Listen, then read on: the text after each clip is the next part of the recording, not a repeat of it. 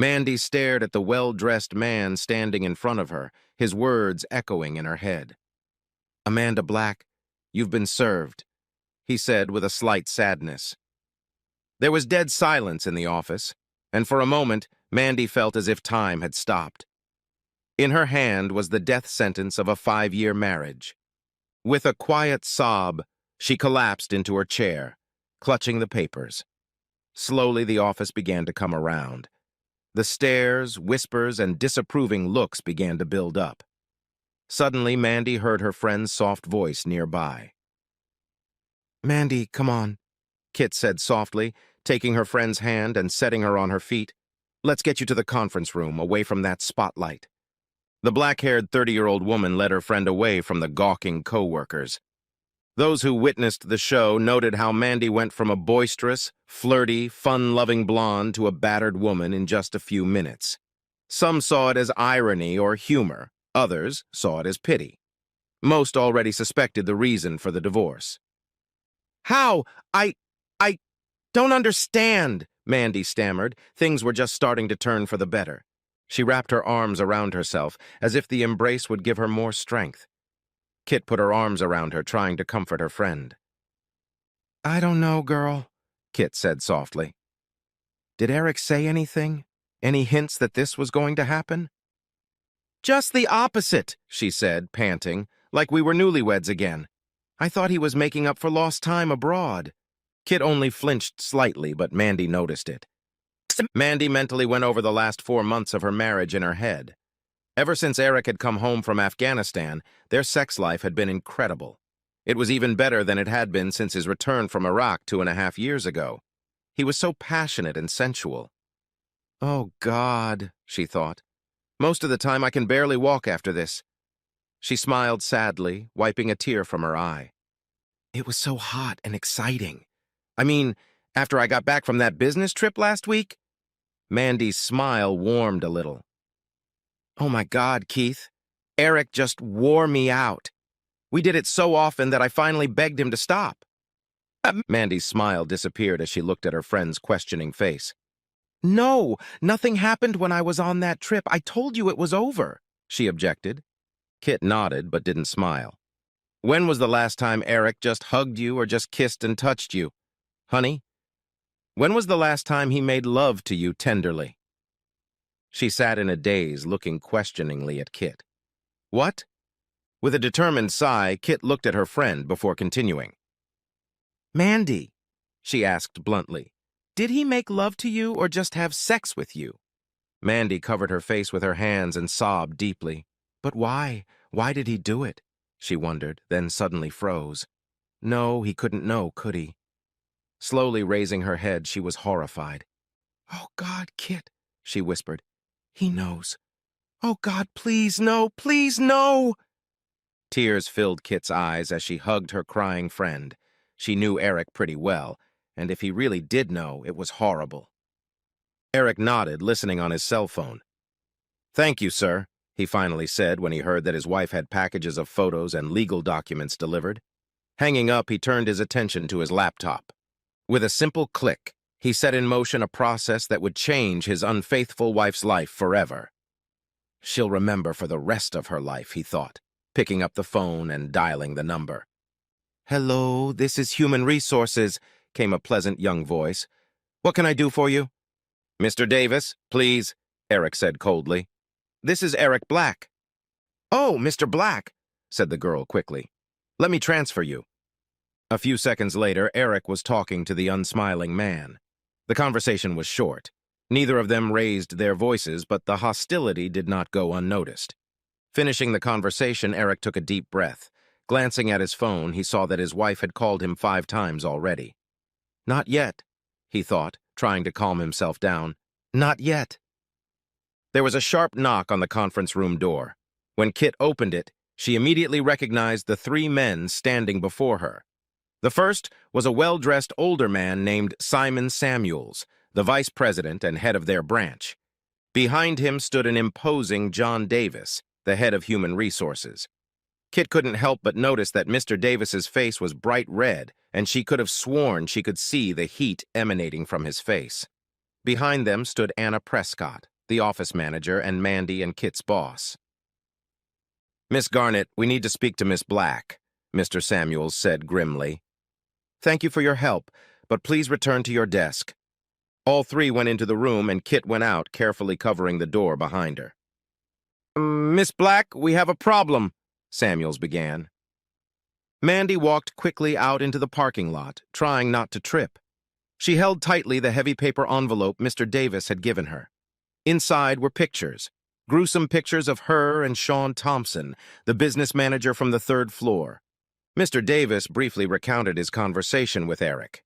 Eric threatened to publicize the fact that the company had failed to follow the code of conduct. He told Mr. Davis that he would discuss this with his soon-to-be ex-wife at home before deciding whether to take any legal action. Mr. Davis informed her that they would meet with Sean next time, but that she should go home and talk to her husband before this gets out of hand. He also informed her that they would all sit down with her and discuss her future at the company tomorrow after she met with her husband.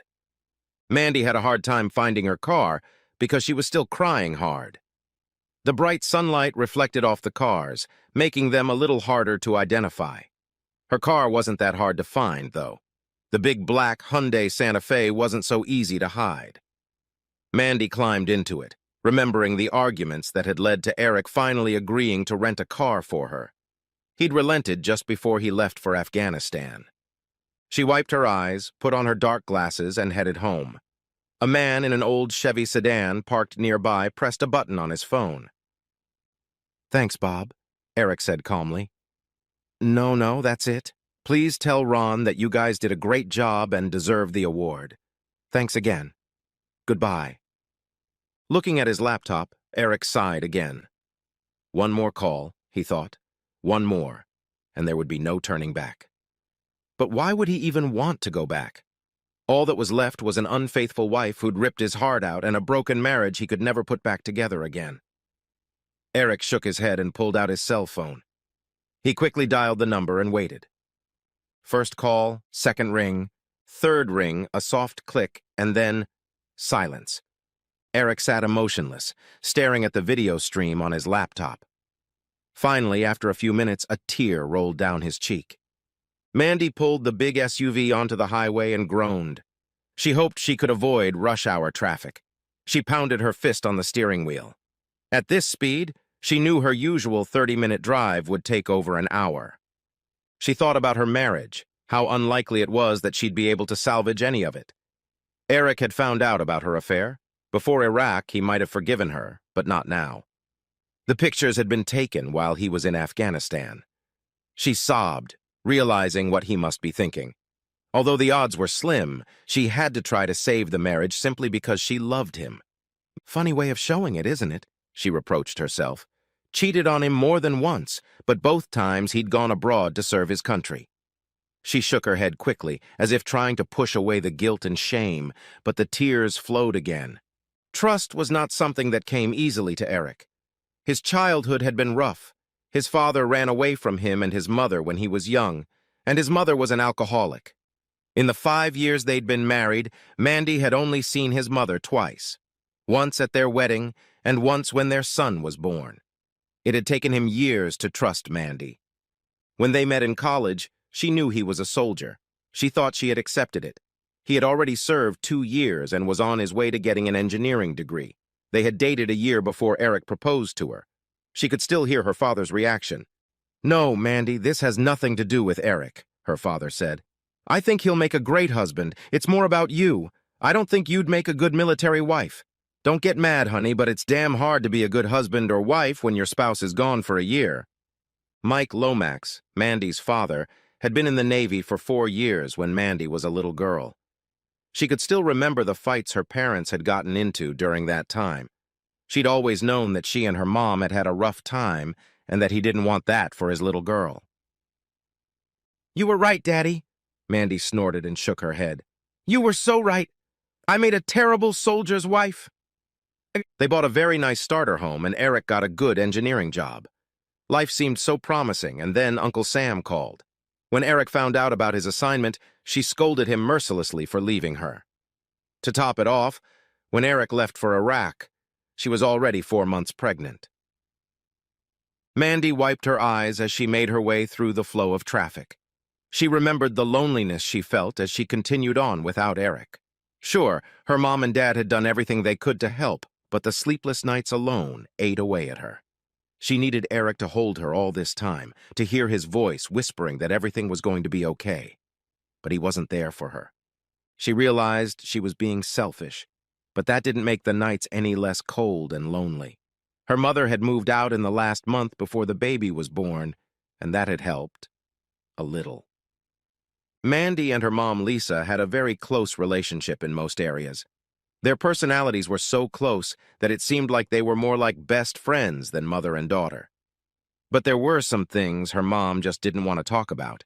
The details of her marriage while her husband was in the Navy was one of them. When Mandy tried to turn the conversation to that topic, her mother always got very upset. Eric came home the day after Randy was born. For a moment, Mandy thought they had become a real family, but it didn't last long.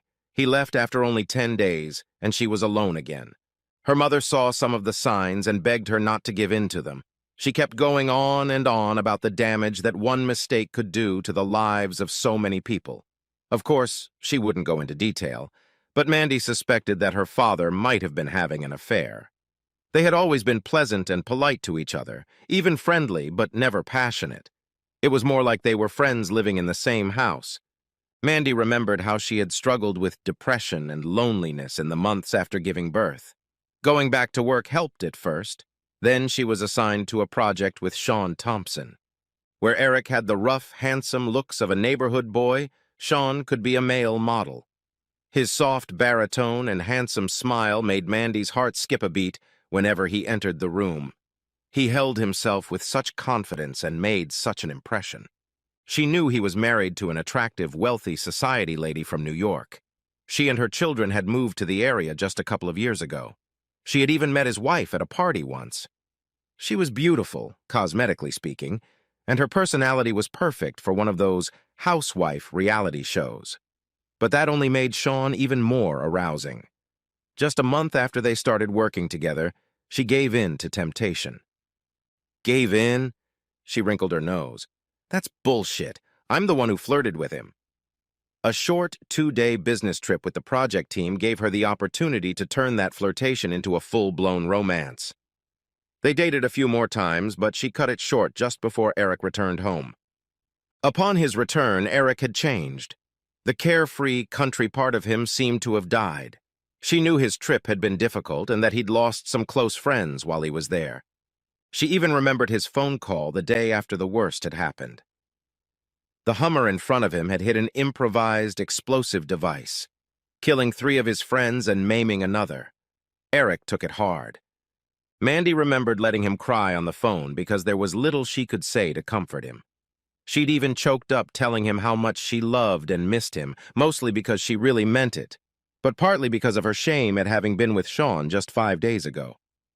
For the first few months after his return, she just held Eric in her arms, trying to get him back to his old self. She had no doubt that she loved him, and her affair with Sean was just a season of weakness. Then, when everything seemed to be going so well again, the orders came for his deployment to Afghanistan. She was crushed. It was no surprise that 2 months after his departure, she found herself back in Sean's arms. She knew there was no excuse. But in the end, the loneliness and fear overpowered the guilt. She'd pursued Sean again, and it had taken all her charms to lure him away from the succubus in the marketing department he'd started hanging out with after their affair had ended. She felt her face flush with shame at what she'd done. "Of course you're ashamed, but that didn't stop you, did it?" Mandy reprimanded herself. She tried to hold back the tears but couldn't, feeling the self-loathing pouring out with each new tear. Sean had spent several weekends at her house. He had even managed to talk her into taking on another project. For a moment, Mandy even considered leaving Eric. Then reality set in. She, Randy, and her parents traveled to Fort Bragg, North Carolina to meet Eric when he returned for R&R. The trip there was stressful, to say the least. Mandy was sure her parents suspected her, but they hadn't told her yet. Then she saw Eric, and all worries vanished. When he put his arms around her and kissed her, she remembered why she'd married him in the first place. They spent every hour revitalizing their marriage and strengthening their family. Mandy smiled weakly as she remembered that time. Eric had been so passionate, so tender, so incredibly loving that she had sworn to herself at that moment that she would remain faithful to him for the rest of her life. Then Eric told her that he wasn't going back into the army, that he was going to be a civilian 4 months after returning from Afghanistan. She cried openly, knowing that soon they would be a real family again. When she returned from Fort Bragg, she severed all relations with Sean, much to his disappointment and anger. She put everything she had into preparing for Eric's return.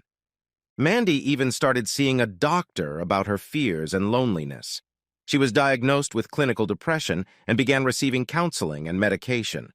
As the months went by, she felt herself getting stronger both mentally and emotionally. Every day she vowed that she would make up for it all by becoming the best wife Eric could ever hope for. Finally, when he returned a few months later, she fulfilled her vows. She didn't deny him anything, not her body, her attention, or any part of her love. Although Kit was right, things were different when Eric came home this time. He was more cautious and didn't share his heart as freely. She just thought it was because of what happened when he was overseas. Now she was beginning to realize that he already knew about her affair, and the thought scared her. Eric stared gloomily out the window, watching the light rain fall on those unlucky enough to get caught. He could tell that the small outbreak wouldn't last long. Soon the sun would shine again. Not yet, Eric thought. Not yet. He stared at the small dot on the laptop screen. It had been stationary for a while, but now it was finally moving. His wife's SUV had been stuck in traffic, but was now moving forward. Taking a deep breath, he looked at his watch. It was time to make the call. Depending on what was said, this could be the last time he spoke to the woman he had deeply loved for the last 6 years of his life. Mandy nearly twisted the steering wheel when her cell phone rang. A quick glance told her it was him. She said a short prayer, took a deep breath, and answered. "Eric?" "Yes, it's me," he answered. "Baby, please," she said, trying to suppress a sob. "Please let me try to explain, to tell you how sorry I am. Honey? Eric?" There was only silence. "Honey," she said, "are you still here?" "Yes, for the moment," he answered briefly. "Honey, where are you? Are you at home with Randy?" "I don't have a home, Mandy," he said, and his voice only gave away the pain for a second. "You took care of that." "Where are you?" "It doesn't matter, I'm just waiting." "For me?" There was hope in her voice. "Like you've been waiting for me, sweetheart." Mandy couldn't hold back the sobs that caught in her throat. She had never heard so much pain and anger in his voice before, and certainly not in hers. "Eric, please, I have so much to say. I screwed up so badly, I know I screwed up, but I need to talk to you. There's so much I need to tell you. I love you, baby, just you." There was silence on the other end of the line. "Okay, Mandy, say what you need to say, but I doubt it'll make a difference. You slept with some other guy while I was gone, not once but many times, so what the hell do you think you can say that's gonna make any difference? Please, Eric, please for us?" She pleaded through her tears. "Don't leave us until I see you, please, baby. Don't leave us!" he hissed. "As you did to us." "No," she screamed into the phone. "I know what I did, but I never gave up on us. I was lonely and scared. I know that's no excuse, but that's the way it was. But I love you and I believe in us, honey. I really want to put things back together." "Are you serious?" he asked in surprise. Eric hesitated, wondering if she really believed what she was saying. "You mean you haven't abandoned us? What about the way you screamed his name when he hit you over and over again? Tell me how the hell could you even think that didn't mean fucking leave us?" All she could do was cry as she made her way through the stream of traffic, trying to get to him as fast as she could. If only she could face him, then he would see the remorse she felt, and then maybe there would be some hope. He continued bitterly. "I finally got proof that my whore of a wife cheated on me while I was in Afghanistan. I guess we were both lucky. I think I could have killed you and that asshole if I had found out while I was in the States. After a few seconds, he sighed. Amanda, this will be our last conversation. If we get disconnected or one of us is put on standby, there won't be another conversation. Eric, please, she pleaded. We can go to a counselor. We can handle this, baby. We really can. Look, there are a few things you need to know before you go home. First of all, I cleaned out all our accounts and maxed out all our credit cards.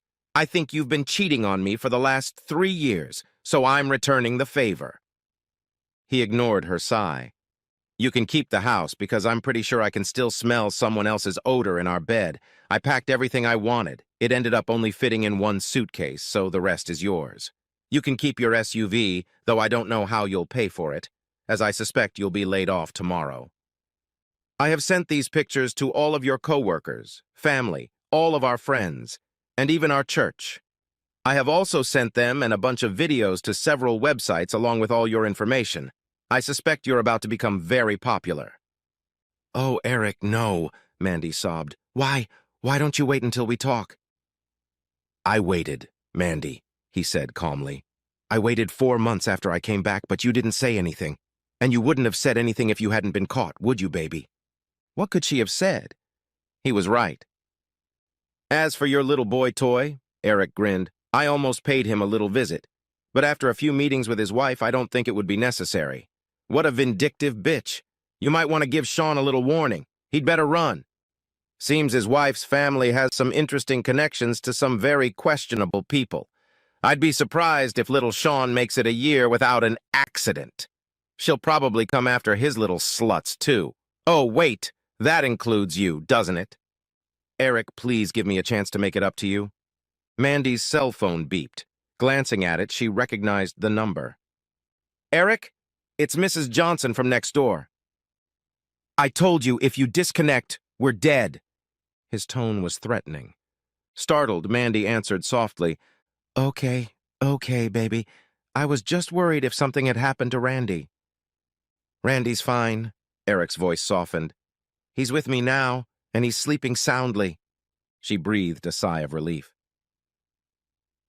Speaking of Sean's wife, Victoria, he said quietly, when the two of you went on your little business trip last week. He was interrupted by Mandy's cell phone ringing. It was another neighbor calling. Honey, it's Mrs. Watson. Are you sure Randy's okay? Yes, Randy and I are perfectly fine, Eric said in a tone so creepy that Mandy began to panic. He grinned.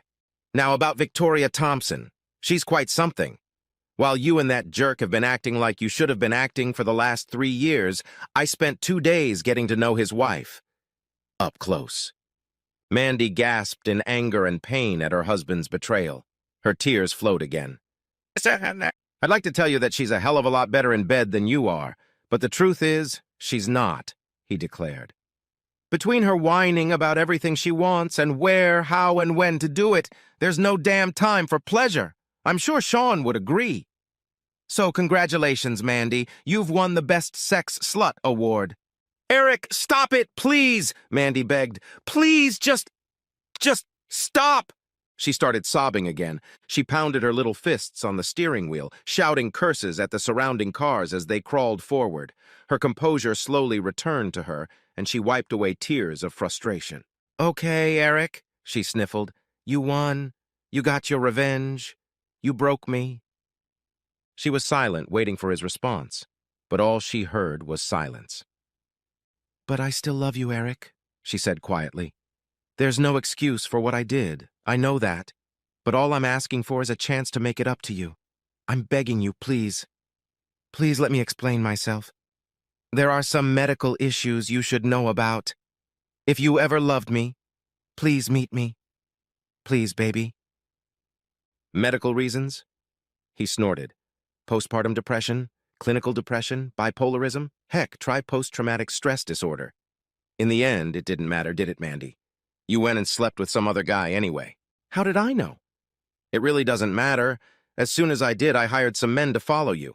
They did a hell of a job, too, tapping phones and installing cameras all over our house, even putting one in our bedroom. Oh, Eric, she exclaimed. Do you really hate me so much that you're capable of all this? Is there not a drop of love left? Well, there was, he replied quietly, before I saw the video of you and him in our bed. Do you remember that time, Mandy?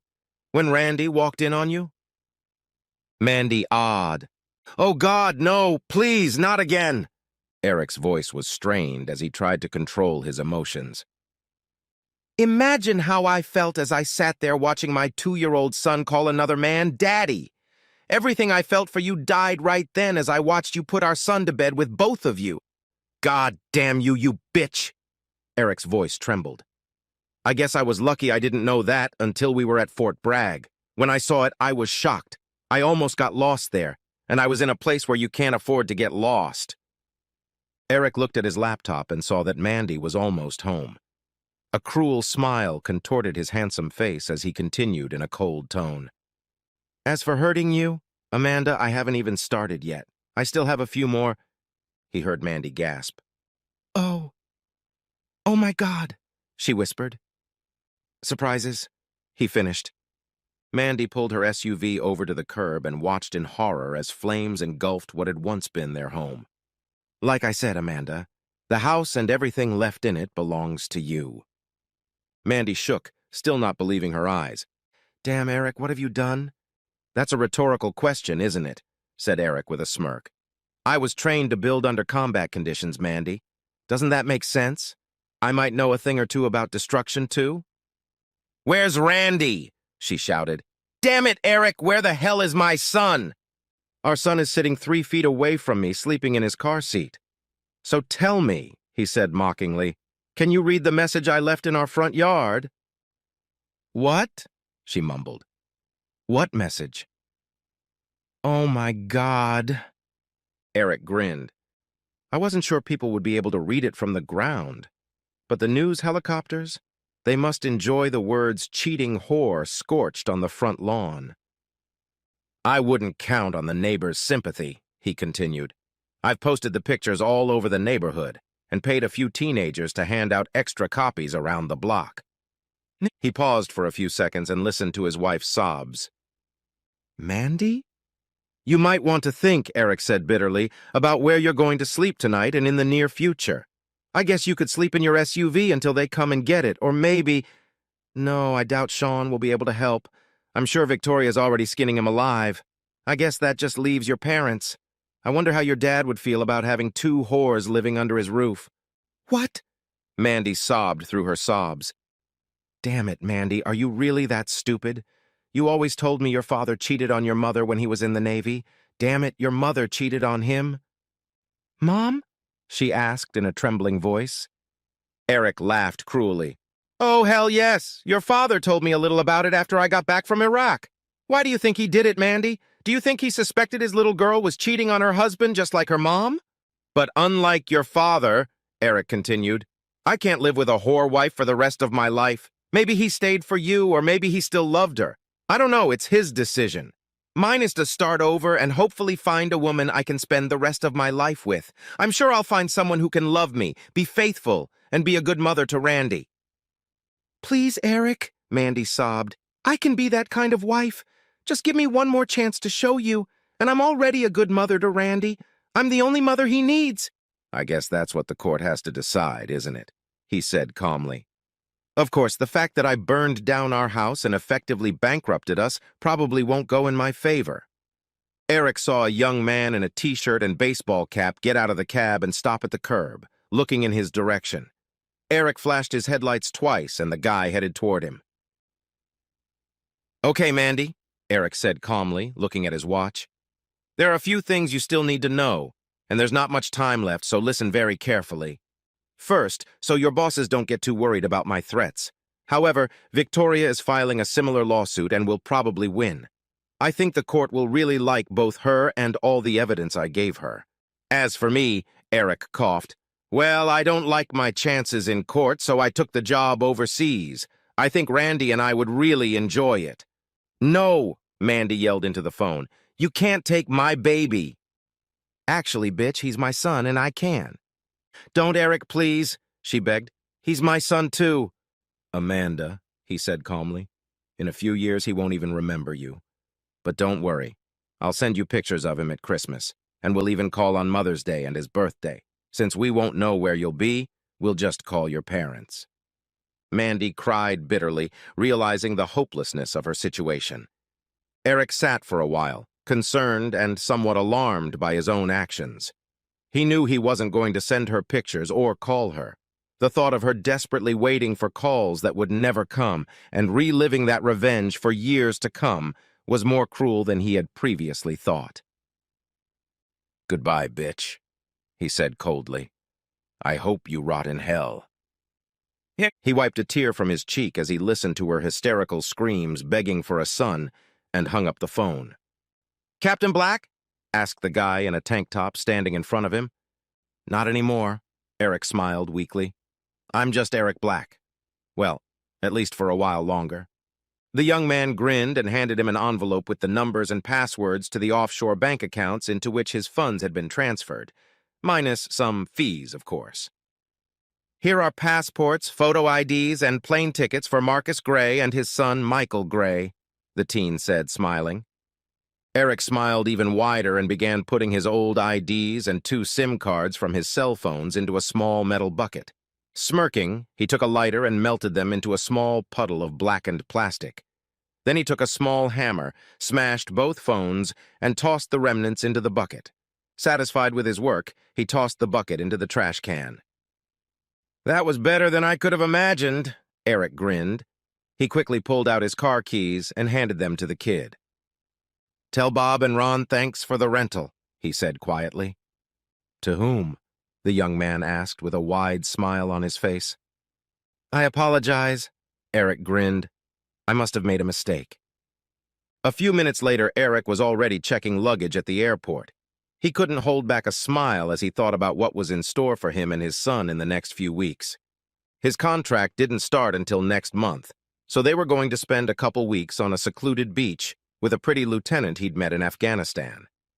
They'd only been friends then, but now that he'd gotten proof of his wife's cheating, Eric couldn't wait to find out if there was more to it.